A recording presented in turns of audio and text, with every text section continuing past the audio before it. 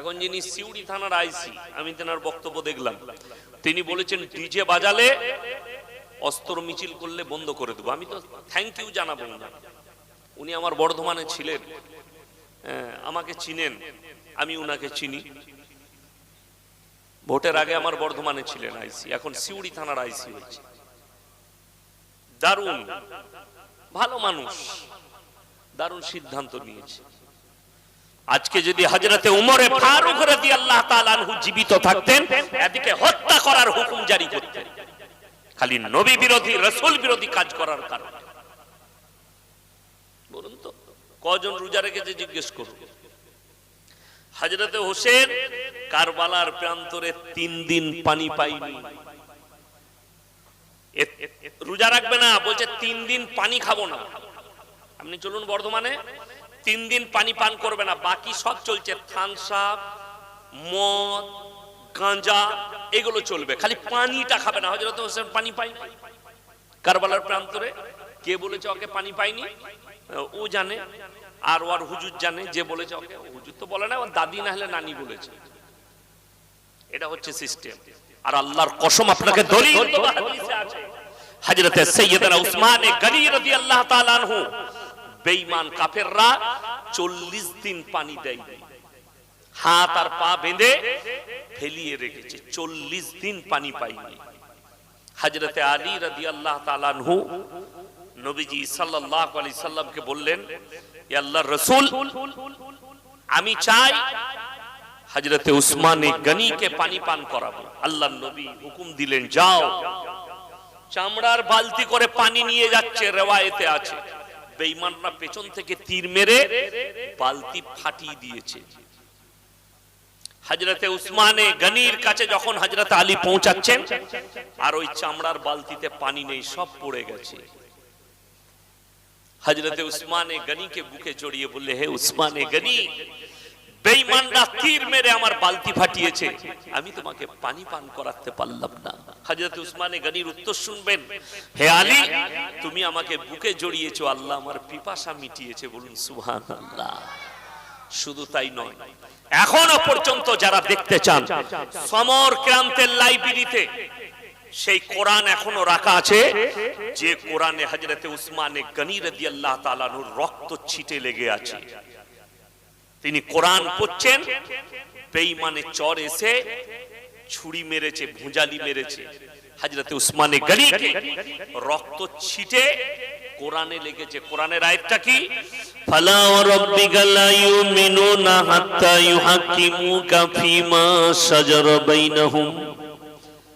কোরআনের আয়াতে রক্ত ছিটে সমর ক্রান্তের লাইব্রেরিতে দেখলে আপনার চোখ দিয়ে পানি আসবে। এখনো পর্যন্ত হযরতে উসমান গনির রক্তটা লেগে আছে, সে কোরআন এখনো রাখা। এটা দেখে আপনার চোখ দিয়ে পানি আসবে না? হযরতে হুসেন রাদিয়াল্লাহু তাআলা আনহু শহীদ হয়েছেন, আপনি রোজা রাখবেন, নামাজের পাটিতে চোখে পানি আসবে। আল্লাহ যারা হত্যা করেছে তাতে কিয়ামতের ময়দানে তুমি তাদেরকে ছেড়ো না। তিনি ইসলামের বিজয়ের জন্য যুদ্ধ করেছেন, আর আপনি উল্লাস করছেন, সেটাকে মজাক বানিয়েছেন। দুঃখটাকে গান বাজনা ড্যান্স করে মজাক বানিয়েছেন। এটা মজাকের, শরীয়তটা মজাকের জিনিস। ওই জন্য ইসলাম কি এটা আজকে আমি সামান্য খালি বুঝিয়ে দেব। শেষ রাত্রি চলছে, তাহাজ্জুদের ওয়াক্ত চলছে। আজকে আপনার আমার হালত কি?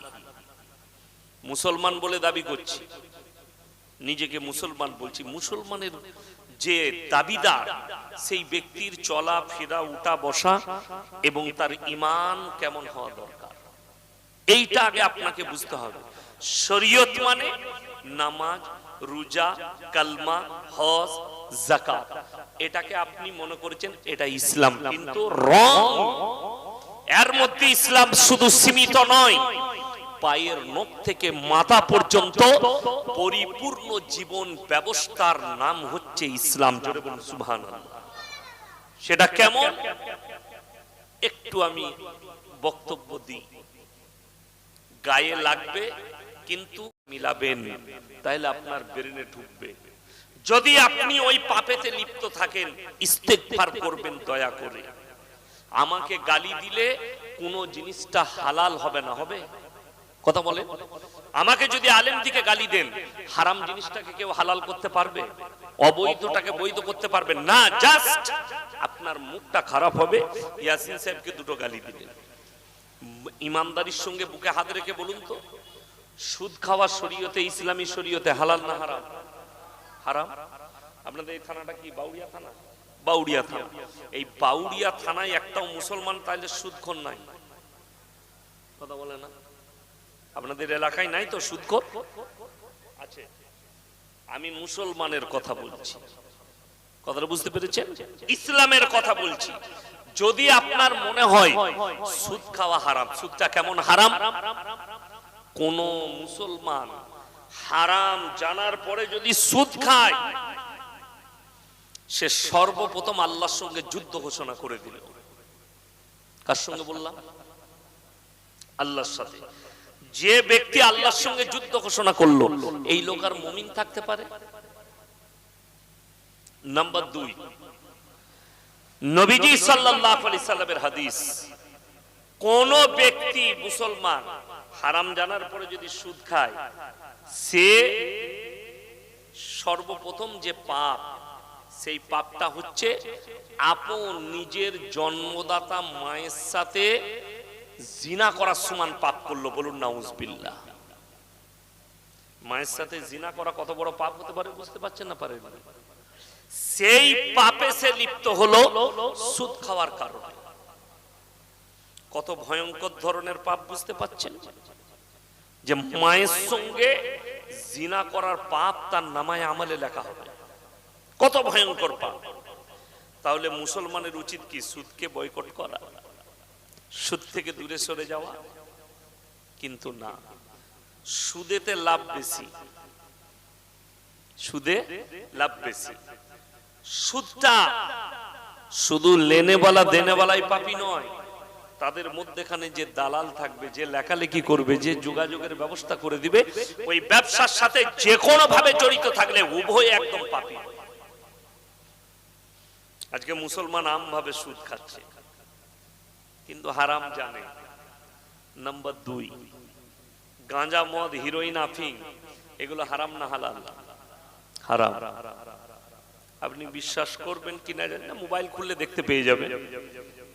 গত পরশু দিনের খবর, মালদা জেলা, দিনাজপুর মালদার বর্ডার, 2 জন মহিলা ছিল, 3 জন পুরুষ। দুটো মহিলার কাছে 250 গ্রাম হিরোইন পেয়েছে, যেটার বাজার মূল্য 50 লক্ষ টাকা। দুটো মহিলা, মহিলা দুটোই মুসলিম। 3টে ব্যক্তির কাছে মিনিমাম 5 কোটি টাকার হিরোইন ধরা পড়েছে। 3টে ছেলেই মুসলমান, 3টে ছেলেই মুসলমান। এই গাঁজা মদ হারাম, তার ব্যবসা হারাম। সুদ হারাম, তার ব্যবসা হারাম। অথচ মুসলমান লিপ্ত। আপনি হাই রোডে চাপুন, আমি দেখিয়ে দেবো মুসলিম ছেলে হাওড়া জেলায় মদ পানও করে, মদ বিক্রিও করে। ঠিক বললাম না ভুল বললাম? আপনাকে দেখিয়ে দেবো মুসলিম ছেলে লাইসেন্স বার করে হাওড়া জেলায় মদ বিক্রি করছে, অথচ সে জানে এটা হারাম। লটারির টিকিট হারাম না হালাল? হারাম। আপনি চলুন বাউড়িয়া বাজারে, চলুন, মুসলিম ছেলে লটারি বিক্রি করছে। ঠিক বললাম? মুসলিম ছেলে লটারি কাটছে, সে জানে হারাম। তারপর তো আপনি শরীয়ত কি বুঝলেন? আচ্ছা, লটারি যদি হালাল হতো, আমরা মৌলবীরা ছেড়ে দিতাম, ইমামরা? আমরা তো আগে কাটতাম। সমাজে তো সব থেকে কম বেতন আমাদের। প্রত্যেক দিন 30 টাকার লটারি কাট। 1 কোটি লেগে গেলেই তুই মসজিদ বুঝলে আমি বাড়ি যাচ্ছি। বুঝতে পারেন? হারাম বলি আমরা কাটতে পারি না। সুদ খাওয়া হালাল হলে তো মসজিদে ইমামতি করতে করতে সুদের ব্যবসা চালাতাম গ্রামে।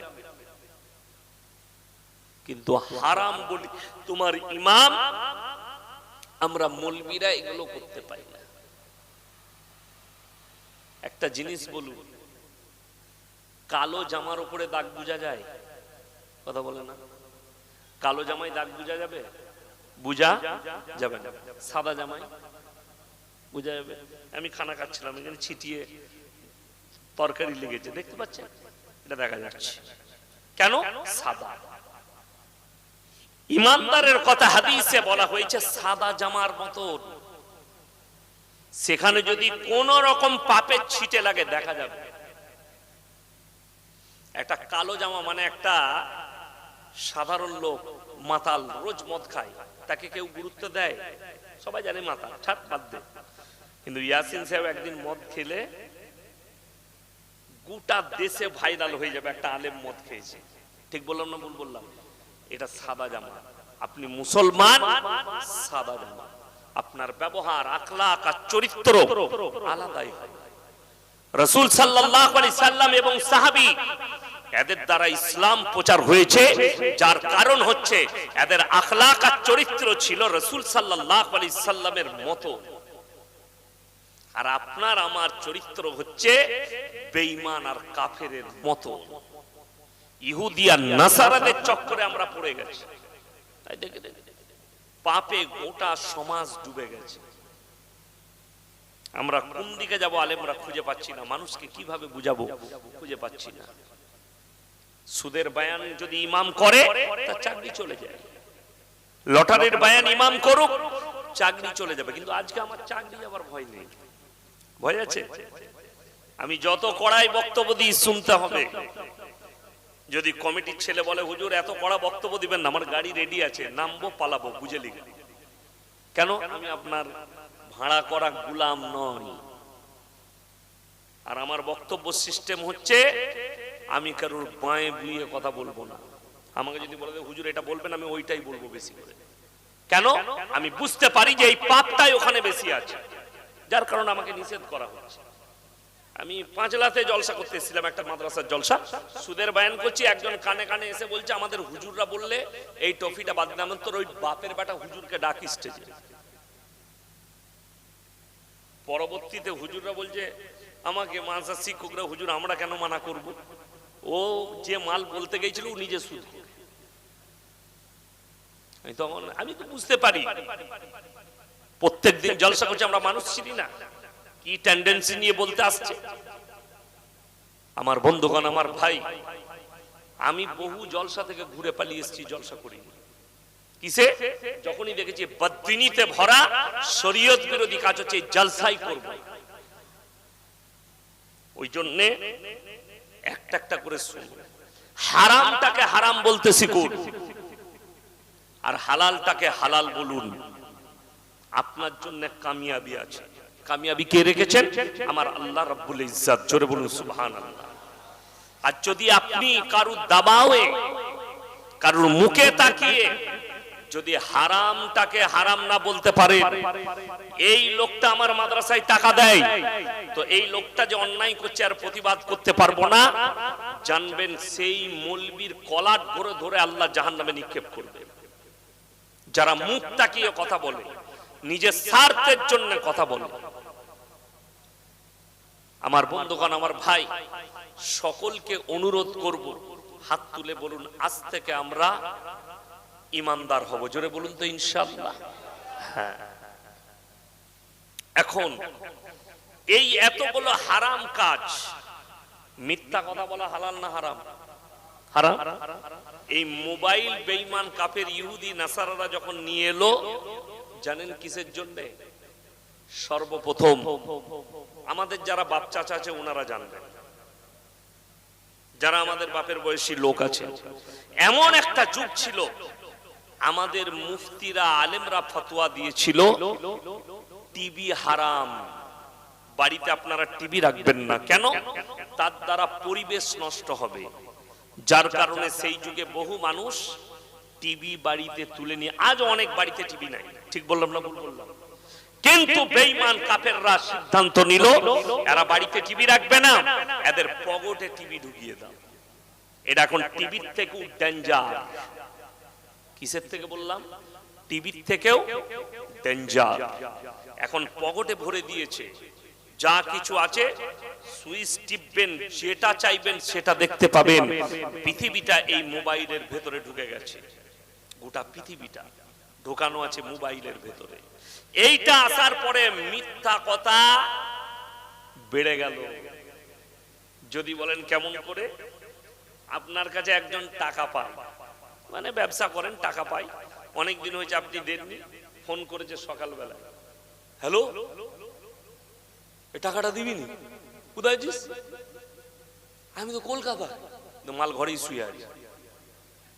মোবাইল, আচ্ছা মোবাইল না থাকলে, ধরে নেন আপনার কাছে আমার কাছে মোবাইল নাই, আমাকে দাওয়াত করবেন, আমি মোবাইল ব্যবহার করি না, তো আমাকে দাওয়াত করতে গেলে আমার বাড়ি যেতে হবে না হবে না? যেতে হবে। তাহলে আমার বাড়িতে গেলে আমাকে পেয়ে গেলেন, তো যার কাছে টাকা পান তার কাছে মোবাইল না থাকলে আপনি ডাইরেক্ট তার বাড়িতে আসবেন, তাইলে সে মিথ্যা কথা বলার সুযোগ পেল না। এই মোবাইল আসার পর সুযোগ বেড়ে গেল মিথ্যা কথা বলার। আর একটা ডেঞ্জার প্রবলন চলছে, মিথ্যা প্রবলন। কি বুঝলেন? কিচ্ছু নাই, চালা ঘরে বাস করে, কিচ্ছু নাই। ইয়ং ছেলে মেয়েরা ভালো করে শুনবে এটা, যারা মেয়ে আছো, যারা স্কুলে পড়াশোনা করো, আমার কচি কাঁচা, আমার আওয়াজ পৌঁছাচ্ছে, তারা শুনবেন। যারা আমাদের ইয়ং ছেলে আছো, ব্যাচেলর, বিয়ে হয়নি, তারা শুনুন। এখন একটা দারুণ টেন্ডেন্সি বেরিয়েছে এই মোবাইলের দ্বারা। ফেসবুক বলে একটা আছে, অ্যাপস আছে, আচ্ছা না নাই ফেসবুক একটা মেসেঞ্জার আছে, ফেসবুকে আইডি খুলছে, আইডি। কি বুঝলেন? কিচ্ছু নাই, হারামখোর ঝুপড়ি বাড়িতে বাস করে, তাই কোট বুট পরে একদম BMW গাড়ির সামনে ফটো দিয়ে গাড়িতে ফেসবুকে আইডিতে ফটো দিয়েছে। আর এই যখন দেখছে দীপালি, ওরে বাবার বড় লোকের ছেলে, কি বুঝলেন, ফ্রেন্ডশিপ করেছে, দিয়ে messenger, I love you, come here, এই দিয়ে বিয়ে করেছে। কি বলছে জানেন? বলছে সত্যি বলছি, আল্লাহর কসম, তুমি ছাড়া আমার কেউ নাই। কি বুঝলে? তুমিই আমার সম্পদ, তুমি ছাড়া আমার কিচ্ছু নাই। মেয়েটা মনে মনে করলে, এত বড় লোকের ছেলে আমাকে এত ভালোবেসে বলছে তুমি ছাড়া আমার কেউ নাই। হ্যালো, কোথায়? পৌঁছলয়, তুমি কোথায়? রানীহাটি। এলো, পালিয়ে গেল, বাপ খুঁজে পাচ্ছে না, মা খুঁজে পাচ্ছে না। সে দীঘাতে 3 দিন থেকে বিয়ে করে ঘর নিয়ে আসছে, দেখছে ঝুপড়ি বাড়ি। মেয়েটা বললে, তুমি যে BMW ছবি দিলে, বলে খেপি, তোকে যে বললাম তুই ছাড়া আমার কোনো সম্পত্তি নাই। বাস 3 মাস 4 মাস, তারপরে তালাক, ভাত খাবো না। কথাটা বুঝে এসছে? যে জিনিসটা হারাম শরীয়তে, আল্লাহর কসম সেই জিনিসে বরকত নাই। কথাটা বুঝে এলো না? এলো না? শরীয়তে প্রেম করা জায়েজ আছে, মায়ের সাথে, বাপের সাথে, বোনের সাথে, বিটির সাথে, প্রতিবেশীর সাথে, কিন্তু বেচালার ছেলেরা, ছেলে মেয়েরা যে প্রেমটাকে হালাল বলতে চাইছে, ওটা সরাসর হারাম, না জায়েজ, জিনা করার পাপ। আর যে জায়গায় জিনার পাপ হবে বরকত হতেই পারে না। এটা লিখেলেন, কাগজ থাকে তার নোট করুন, মোটেই হতে পারে না। এই দেখবেন যারা প্রেম করে বিয়ে করে, ওদের যখন ঝগড়া হয় কি হয় জানেন? কি বলে? খেপি, তুই আগে আমাকে আই লাভ ইউ বলুন না, তুমি আগে বলে হেলে। দুজনের ঝগড়া হয়, তুই চোখ মেরে এলি না, ও মেরে এলো, দিয়ে আমি নাম করবো না জায়গা। আমি 2 দিন থেকে পেরেশানিতে আছি, 2 দিন থেকে পেরেশানিতে আছি। কি জানেন? ছেলে মেয়ে ফাইসালা আমার কাছে, কি হবে, এই হবে, স্বামী স্ত্রী ঝগড়া। কিসের ঝগড়া? এই ঝগড়া আমি আর বলবো না খুলে। তার মেন কারণ হচ্ছে বাড়িতে দিনদারি না থাকা, দিন না থাকা তার মেন কারণ। স্ত্রীর মধ্যে, ছেলে মেয়েদের মধ্যে যদি পরিবেশ দেন, আল্লাহর কসম পরিবেশের দাম কোটি টাকা। যে বাড়িতে টাকা আছে, সম্পদ আছে, পরিবেশ নাই, সেই বাড়িতে শান্তি আসতে পারে। আপনি ভেবে দেখুন, আল্লাহ রাসূল সাল্লাল্লাহু আলাইহি সাল্লাম কেউ নেই, মক্কায় একা তিনি মেহনত শুরু করলেন। জানেন তিনার অন্তরের বন্ধু হযরতে আবু বকর সিদ্দিক রাদিয়াল্লাহু তাআলা আনহু, তিনাকে মুহাম্মদ সাল্লাল্লাহু আলাইহি সাল্লাম বলছেন, হে আমার বন্ধু আবু বকর, তোমাকে একটা কথা বলবো, তুমি কি আমার কথা বিশ্বাস করবে? বলছে, হে মুহাম্মদ বলো। বলছে, আল্লাহ আমাকে নবুয়ত দান করেছেন, এটা কি তুমি বিশ্বাস করো? কি বললেন জানেন? বুকে জড়িয়ে কলমা পড়লেন আর বললেন, মুহাম্মদ তুমি যখন বলেছো আমি বিশ্বাস করে তোমার উপরে কলমা পড়লাম। আল্লাহর নবী বললেন, তুমি আজ থেকে আবু বকর নয়, তুমি হচ্ছো আবু বকর সিদ্দিক। সিদ্দিক মানে সত্যবাদী। জোরে বলুন সুবহানাল্লাহ। সাহাবীদের বিশ্বাস আর ইয়াকিন এবং একনিষ্ঠভাবে দাঁড়িয়ে থাকা একটা জায়গার উপরে। আজকে তো আমরা পদের জন্য, টাকার জন্য, সম্পদের জন্য, স্বার্থের জন্য আমরা ঈমান, ইয়াকিন, বিশ্বাস, আকীদা সব বিক্রি করে দিচ্ছি, সব বিক্রি হয়ে যাচ্ছে। আর আপনি এটাকে শরীয়ত মনে করছেন? এটা কখনো শরীয়ত নয়। আপনি ভেবে দেখুন ইসলাম কোনটাকে আপনি বলতে চাইছেন? ইসলাম কোনটাকে? যে ব্যক্তিরা এই ইসলাম বিরোধী কাজগুলো করছে তাদেরকে জিজ্ঞেস করুন, তারাই বলবে খারাপ, তারাই বলবে না জায়েজ। অথচ করছে কেন? তারা আলেম উলামাদিকে মানে না। আপনি ইমানদারির সঙ্গে বলুন, এই শরীয়তে আমাদের সমাজে যে বিয়েটা হয়, ইমাম সাহেব নিকাহ পড়ায় না পড়ায় না? আচ্ছা, ওই ইজাব কবুল করানোটা বিয়ের যতগুলো কাজ আছে তার মধ্যে গুরুত্বপূর্ণ কোনটা? খাওয়া দাওয়া, বরযাত্রী আসা, কোনটা গুরুত্বপূর্ণ? নিকাহ করানো, ইজাব কবুল করানোটা। তাহলে যে ইজাব কবুল করাচ্ছেন যে ইমাম, তার যদি গুরুত্বপূর্ণ ভূমিকা এটা থাকে যে দুটো স্বামী আর স্ত্রীকে জুড়তে গেলে ইজাব কবুল করাবে এবং খুতবা পড়বে ইমাম সাহেব, যদি তার এতটা গুরুত্ব থাকে এই সামান্য দুজনকে জোড়ার ক্ষেত্রে, যারা স্বামী স্ত্রী হবে, যারা মিলামিশা করবে হালাল সম্পর্ক, ওই ইমামের ইজাব কবুলের পরে, খুতবার পরে যদি তাকে এতটা গুরুত্ব দেন, বাকি কাজগুলো ইমামের পরামর্শ করবেন না? যেগুলো শরীয়ত কিনা, বাকিগুলো করছে এগুলো শরীয়ত কিনা, আপনি এটা গুরুত্ব দিবেন না। আপনি ইমাম সাহেবকে জুম্মার দিনে বেতন দিয়ে রেখেছেন, ইমাম সাহেব আপনি বক্তব্য দিবেন, কিন্তু আপনি ইমাম সাহেবকে জিজ্ঞেস করলেন না, হুজুর আমরা লটারির ব্যবসা করছি, এটা সম্পর্কে আপনি বয়ান করবেন। হুজুর আজকে এই সপ্তাহে আপনি সুদ সম্পর্কে বয়ান করবেন। গ্রামের মানুষকে সচেতন করুন।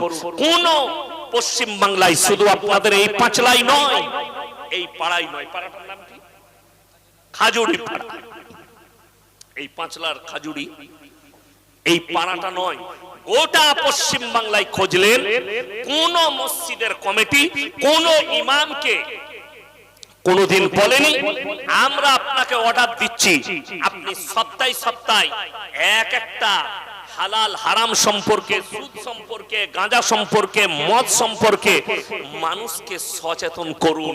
এই সচেতনমূলক বক্তব্য না হওয়ার কারণে সমাজের লোক জুম্মার দিনে খালি মসজিদে যায়, মাথাটা ঠুকে বাড়ি পালিয়ে আসে। অনেক 100টার মধ্যে 80টা লোক ঘুমিয়ে খুতবা শুনে, কিছু লোক বক্তব্য ইমাম দিয়ে যাচ্ছে, তারা নিজেদের সংসারের গল্প করে। ইমাম সাহেবের গুরুত্বপূর্ণ ভূমিকা আপনি আমি পালন করতে দেইনি। আজকে জলসা জুলুস গুলো কি হয়েছে? মাজাকের আস্তানা হয়েছে। কোন জলসায় মেলা বসছে, কোন জলসায় দোকান বসছে, কোন জলসায় গল্প গুজব চলছে, কোন জলসায় কিস্সা কাহিনী চলছে। আমরা বক্তারা পকেটে টাকা ভর্তি বাড়ি পালিয়ে যাচ্ছি। আমরা একবারও ভেবে দেখেছি? আমি যে জলসায় গেলাম, জানেন আমি সামনে বছরে যতগুলো জলসা আমার বুক হচ্ছে, শর্ত রেখে দিচ্ছি, মেলা বসলে সেই জলসায় আমাকে দাওয়াত দিও না। যদি মেলা বিহীন জলসা করতে পারো, বিনা দোকানে আমাকে দাওয়াত দিও। যদি তোমরা বলো যে আমরা শতাধিকে চা খাওয়াবো, আমাকে 2000 টাকা কম দিবে, দিয়ে চা পাতি, দুধ আর চা 2000 টাকার কিনে সবাইকে 1 কাপ করে আমার টাকা থেকে চা খাওয়াবে, কিন্তু মেলা বসতে দিও না। তা না হলে আমার মতো বক্তাকে দাওয়াত দিও না। কেন? আমি আল্লাহর কাছে দায়ী হতে পারবো না। জলসায় যাব, অন্যায় কাজ হবে, বয়ান করলাম, গল্প গুজব করে পকেটে টাকা ভরে নিয়ে আমি পালিয়ে গেলাম, আল্লাহর কাছে আমি দায়ী হব না। শুনে রেখে দেন, কোরআন সূরা আরাফের প্রথম পৃষ্ঠা। এই মৌলভী মোল্লা পীর ফকির অনেক দূরের কথা। কোরআনে আল্লাহ বললেন, ফালানাসআলান্নাল্লাযীনা উরসিলা ইলাইহিম ওয়ালানাসআলান্নাল মুরসালিন। আমি নবী পয়গম্বর রাসূলকেও দাঁড় করাবো, তাদের উম্মত উম্মতিকেও দাঁড় করাবো। আল্লাহ ওইকে প্রশ্ন করবেন। আপনি চিন্তা করুন, আল্লাহ যদি নবী পয়গম্বর রাসূলকে প্রশ্ন করেন যে কেমন ভাবে দাওয়াত দিয়েছো, আর তার উম্মত উম্মতিকে জিজ্ঞাসাবাদ করা হয় তোমরা দাওয়াত কেমন করে গ্রহণ করেছো, তাহলে আমাদের মৌলবি আমরা কি করে ছাড় পাবো? আমাকে জিজ্ঞেস করবেন, তুমি টাকা নিতে গিয়েছিলে বাউরিয়ায়, তুমি এক কি বক্তব্য দিয়েছো, মানুষকে হারাম হালাল কি বুঝিয়েছো, শরীয়ত কি বুঝিয়েছো। আমার বন্ধুগণ, হযরত হোসেন রাদিয়াল্লাহু তাআলা আনহু বিল ইত্তেফাক কারবালার ঘটনা ঘটেছে 10ই মুহররম, তিনি শহীদ হয়েছেন। এই 10ই মুহররম শুধু নয়, মুহররম মাসের বহু ফজিলত কোরআনের হাদিসে আছে। দুর্ঘটনাবশত তিনি সেই দিনে শহীদ হয়েছেন 10ই মুহররম। এখন আমরা এই মুহররমের নাম করে অনেক কিসসা কাহিনী শুনতে পাই। আজকে দেখছিলাম একটা ছোট বাড়া ফুল দিয়ে সাজিয়ে দোলনা বানিয়েছে মুর্শিদাবাদে। দোলনায় একটা পুতুলের মতো করে কাপড় পরিয়ে একটা বাচ্চা ছেলের মতো করে শুইয়েছে, বলছে এটা হযরতে হোসেনের দোলনা। হযরতে হোসেন কবে গুজরে গেছে, তার দোলনা এরা বানিয়েছে। একটা মানুষের কবর কটা হয় আপনাদের এখানে? কথা বলে না, একটা তো। হযরতে হোসেন রাদিয়াল্লাহু তাআলা আনহুর 100 কোটি কবর আছে পৃথিবী জুড়ে। কালকি বাউরিয়ায় মঞ্জিল মাটি হবে, ঠিক বললাম না ভুল বললাম? আচ্ছা, এই কবরটা মিথ্যা না যেটা কারবালায় আছে সেটা মিথ্যা? কথা বলে না, মিথ্যা। আপনাকে একদম হাদিসের দলিল দেব, মিথ্যাবাদীদের উপরে আমার আল্লাহর লানত। কি বললেন? মিথ্যাবাদীর উপরে আল্লাহর লানত। আপনি মিথ্যা কবর তৈরি করে হযরতে হোসেন রাদিয়াল্লাহু তাআলা আনহু শহীদ হয়েছেন কারবালার প্রান্তরে। তোমার যদি অত মহব্বত, লাঠি খেলা বাদ দিয়ে প্লেন ভাড়া করে ওইখানে যাও, জিয়ারত করে এসো। কথাটা বুঝতে পারেননি? আচ্ছা, কবর জিয়ারত করা যাবে না? যাবে না, সুন্নাত। কবর জিয়ারত করা কি সুন্নাত, কিন্তু মিথ্যা কবর বানিয়ে জিয়ারত করা কি জায়েজ নেই, বেদাত। চলুন, কিন্তু এই যে মাজমা হচ্ছে, এখান থেকে আমরা হযরতে হোসেনের জন্য দোয়া করতে পারি না? পারি না? পারি। মসজিদে দোয়া করুন, বাড়িতে নামাজের পার্টিতে দোয়া করুন, অসুবিধা নাই। কিন্তু মিথ্যা শুধু তাই নয়, আপনি অবাক হবেন, আমি দেখিয়ে দেব। এক্ষুনি দেখলাম, এটা উত্তর প্রদেশের ঘটনা। হযরতে হোসেনের মূর্তি পর্যন্ত তৈরি করেছে এক শ্রেণীর। কত বড় নাজায়েজ কাজ! আমি 2 বছর আগে বক্তব্য দিয়েছি, এই মোবাইলের মাধ্যমে হযরতে ইউসুফ নবীর ঘটনার রিলস তৈরি হয়েছে, ফিল্মের মতো রিলস। ওটা গেলে কি বলে আপনার, ওই কি বলে মেয়েরা বেশি দেখে, কি বলে গো, সিরিয়াল। সিরিয়াল কি বলে, মেয়েরা বেশি দেখে। এই রকম হযরতে ইউসুফ নবী ঘটনার ভিডিও করে যে লোকটা ছবি দিয়েছে, জানেন কেন এটা দেখা হারাম? আচ্ছা, আমরা হযরতে ইউসুফ নবীকে কেউ দেখেছি? আচ্ছা, যে লোকটার ভিডিও করছে ওটা একটা আর্টিস্ট না? আর্টিস্ট নয়, সে হারামখোর, জিনাখোর, না মাতাল, না গাঁজাখোর। তার ফটোটা দিয়ে সে একটা শুটিং করছে, সে একটা অ্যাক্টিং করছে, তাকে ইউসুফ নবী বানানো হয়েছে। কত বড় ডেঞ্জার বিষয় জানেন? ইসলামকে ধ্বংস করার পথ কিভাবে খুঁজেছে এরা। ফিল্ম তৈরি করে নবীর নাম দিয়ে, হযরতে ইউসুফ নবীর নাম দিয়ে ফিল্ম তৈরি করে, এবং আপনি যখন, আপনার স্ত্রী, আপনি যখন ওই ছবিটা দেখবেন, আপনার ব্রেনে ঢুকে যাবে এটা ইউসুফ নবী। ইউসুফ নবীর চেহারাটা এরকম, আপনার ঈমান ধ্বংস হয়ে যাবে যদি ওটার প্রতি ঈমান আর বিশ্বাস আসে আর ইয়াকিন চলে আসে যে এই রকম ইউসুফ নবী ছিল। অথচ আপনি আমি কেউ জানি না ইউসুফ নবীর চেহারা কেমন। কোন নবী পয়গম্বর রাসূলের ছবি নেই, কোন সাহাবীর ছবি নেই। অর্থাৎ তাদের মূর্তি বানানো, তাদের ছবি বানানো, যে বানায় শুধু তাই নয়, আপনার আমার বাচ্চা মেয়েরা স্কুল কলেজে পড়ে না পড়ে না? পড়ে। ফুল, সিন, সিনারি সব ছবি আঁকতে পাবে। কোন মানুষের ছবি আঁকা জায়েজ নেই। যারা জানদারের ছবি আঁকবে কিয়ামতের দিনে হাদিসে আছে আল্লাহ তাদেরকে বলবে তোমরা এই ছবি আঁকার জন্য আর প্রাণটা তোমাকে দিতে হবে, হাদিসে আছে। অর্থাৎ আপনি কি করছেন? আপনার বাচ্চাকে শিক্ষা দিচ্ছেন। আপনি কি করছেন? সাহাবীদের ছবি আঁকছেন। শুধু এগুলো নয়, আপনি মোবাইল খুলে দেখেন, আজীব আজীব দেখতে পাবেন। হযরতে হুসেনের কবর তৈরি করা হচ্ছে, সেটাকে কাঁধে করে নিয়ে যাওয়া হচ্ছে, ঢোল বাজিয়ে বাজনা বাজিয়ে।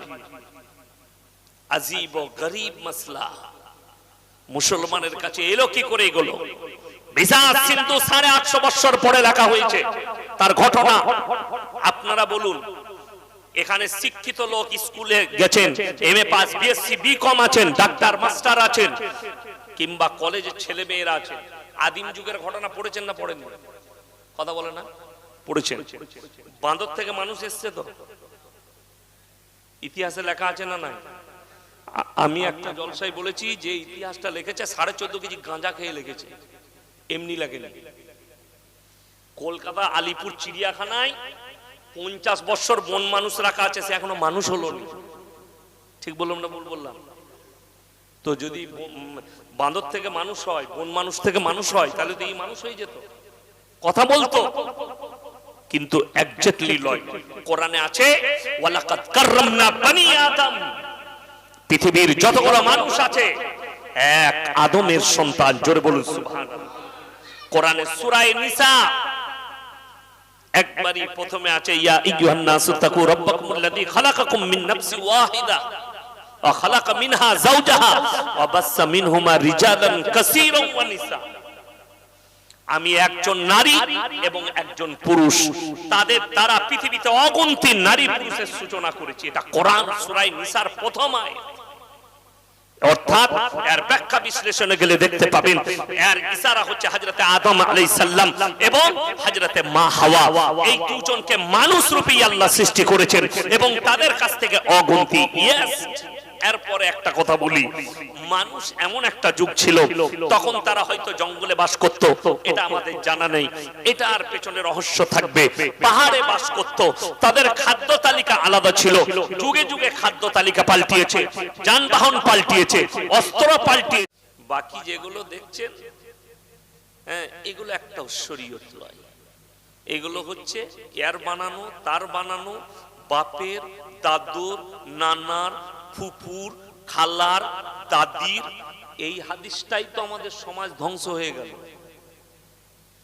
যদি মুসলমানের কাছে কোরআন আর হাদিস থাকতো, আল্লাহর কসম এই জাতি কোনোদিন ধ্বংস হতো না, এই জাতির কোনোদিন ক্ষতি হতো না। কিন্তু এই জাতি এই সব জায়গা থেকে বেরিয়ে গিয়ে বদদিনী। আমার কাছে অনেকগুলো প্রুফ আছে, আমি স্ক্রিনশট মেরেছি। ইমানদারির সঙ্গে বলুন, এই বিভিন্ন জায়গায় ফুটবলের টুর্নামেন্ট হয়, ক্রিকেটের টুর্নামেন্ট হয়, হয় না? হয় না আপনাদের এলাকায়? হয়তো। আচ্ছা, যারা জিতে যায় তারা নাচে না যারা হারে তারা নাচে? কথা বলে না? যারা জিতে তারা নাচে।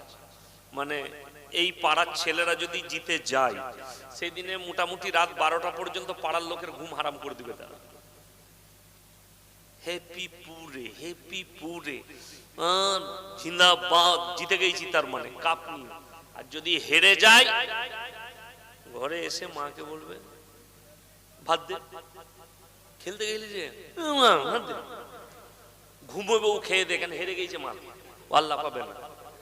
এখান থেকে একটা হাসি নয়, কথাটা বুঝলেন? যে হেরে যায় সে ঘুমিয়ে যায়, চুপ করে যায়। তাহলে কারবালার প্রান্তরে হযরতে হোসেন রাদিয়াল্লাহু তাআলা আনহু শহীদ হচ্ছে। তাহলে ড্যান্স যারা হত্যা করেছে তারা নাচবে, না যাদের বাড়িতে হত্যা হলো তারা নাচবে? কথা বলে না? যারা হত্যা করেছে তারা নাচবে। তাহলে এই যে জাহিলে মুরাক্কাব গুলোকে দেখছেন, লাঠি খেলা, আন্ডারপ্যান্ট পরে ড্যান্স করা, ডিজে বাজানো, গান করা, আমি আল্লাহর কসম খেয়ে বলছি, ফজর পর্যন্ত আছি স্টেজে, কোন বাপের বেটা মৌলবি আর মুফতি যদি গোটা হাওড়া জেলায় থাকে নিয়ে আসুন, যদি এগুলো হাদিস কুরআন থেকে প্রমাণ করাতে পারে আমি জুতোর মালা পরে যাব, তা না হলে আমার জুতোর মালা তৈরি করে তাকে পরিয়ে যাব। চ্যালেঞ্জ দিলাম, কোন বাপের বেটা যদি থাকে, আপনাকে টাইম আছে ফজর পর্যন্ত, ডাকুন তাকে স্টেজে, কোরআন আর হাদিস থেকে প্রমাণ। আমি হাদিসের দলিল দিয়ে দিয়ে প্রমাণ দেবো এগুলো একটাও শরীয়ত নয়, আল্লাহর কসম শরীয়ত নয়, হারাম কাজ, ইসলামের সাথে আর কোনো সম্পর্ক নাই। নাচ গানা, মাতম করা, ডিজে বাজানো, এগুলো কোন শরীয়তের সাথে সম্পর্ক নাই। খালি একটা জিনিস ভেবে দেখুন, হযরতে হুসেন রাদিয়াল্লাহু তাআলা আনহু শুধু আল্লাহর নবীর নামাজে নয়, হযরতে আলীর সন্তান নয়, মা ফাতেমার সন্তান নয়, আল্লাহর রাসূল সাল্লাল্লাহু আলাইহি সাল্লামের জলিলুল কদর সাহাবী, আল্লাহর নবীর জলিলুল কদর সাহাবী, একদিকে নওয়াসে একদিকে সাহাবী, তিনি চলে যাওয়ার জন্য, শহীদ হওয়ার কারণে যদি মাতম করে, ঢোল বাজনা বাজিয়ে, গান করে, ড্যান্স করে, লাঠি খেলে, তলোয়ার খেলে যদি দুঃখ পালন হয়, তোমার বাপ মরে গেলে মিলাদ কে বলল? তোমার বাপ মরে গেলে কোরআন খানি কে বলে দিল? তোমার বাপের লেগে দোয়া হবে, তোমার বাপের কবর জিয়ারত হবে, তোমার বাপের জন্য মৌলবীকে ডেকে দোয়া করাবে, মাদ্রাসার তালবিলিম ডেকে খতম পড়াবে, আর হযরতে হুসেনের জন্য ড্যান্স করবে? তোমার বিবেককে জিজ্ঞেস করো। অন্য জাতিরা এদের উপরে থুপ ফেলায় যে মুসলমানই এমন একটা জাতি যে নিজেদের নবীর নামাজে শহীদ হয়েছে তার লেগে এরা ড্যান্স করে, মদ খেয়ে দুঃখ পালন করে। আর আমি মিথ্যা বলিনি, একদম বাইক ক্যামেরা 1.5 থেকে 2 লাখ বয়ান ছুটছে আমার ইউটিউব আর ফেসবুকে। আমার বর্ধমান টাউনে আজকের রাতে কয়েকশো ছেলে মেয়ে মদ পান করে ড্যান্স করবে, এখনো চলছে মনে হয়। আমি আছি হাওড়া জেলায়, বর্ধমান টাউনে চলছে, মদ খেয়ে ড্যান্স চলছে, ছেলে মেয়ে একসাথে। আমি নিজের চোখে দেখেছি, আমি দেখা কথা বলছি। এরা নিজেদিকে মুসলিম বলে, 5 ওয়াক্ত নামাজ ফরজ না ফরজ নয়? ফরজ তো। আচ্ছা, ড্যান্স করা ফরজ কোন বাপের বেটা মৌলবি বলতে পারবে? নামাজ একজনও পড়ে নাই। আপনি দেখুন, মোবাইল খুলে খালি দেখেলেন মুর্শিদাবাদে এক একটা দল হারামখোরগুলো আন্ডারপ্যান্ট পরে লাঠি খেলছে, জীবনে নামাজ পড়ে না, জীবনে আল্লাহর নাম মুখে লাই না, গাঁজা খায়, মদ খায়, আগুনের ওপরে চলছে, বলছে এটা ইমানদারি। আচ্ছা বলুন, একটা পাগলকে যদি বলা হয় তুই এই আগুনের ওপরে চল, চলবে না? চলবে না? চলবে। একটা মাতাল, সেও আগুনের ওপরে চলবে, মদ খেয়ে। তো এদের কোনো মূল্য আছে? মুসল্লা বিছিয়েছে, আগুনের ওপরে দিয়ে নামাজ পড়ছে 2 রাকাত, বলছে বিরাট ইমানদার, বিরাট ওলি, কিন্তু হারামখোর গাঁজা খায়।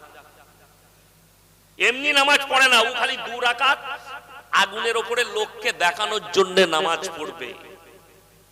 আল্লাহর কসম করে বলছি, কিয়ামতের দিনে হযরতে হুসেন তাই করবেন।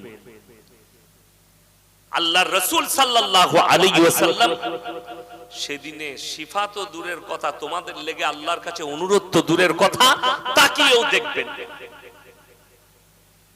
আর রাসূলের হাদিস আছে, যার মধ্যে নামাজ নেই তার মধ্যে ইসলাম নেই। এটা রাসূল সাল্লাল্লাহু আলাইহি সাল্লামের হাদিস, যার নামাজ নেই তার মধ্যে ইসলাম নেই। আপনি ভেবে দেখুন, এই লোকগুলোর মধ্যে নামাজ নেই।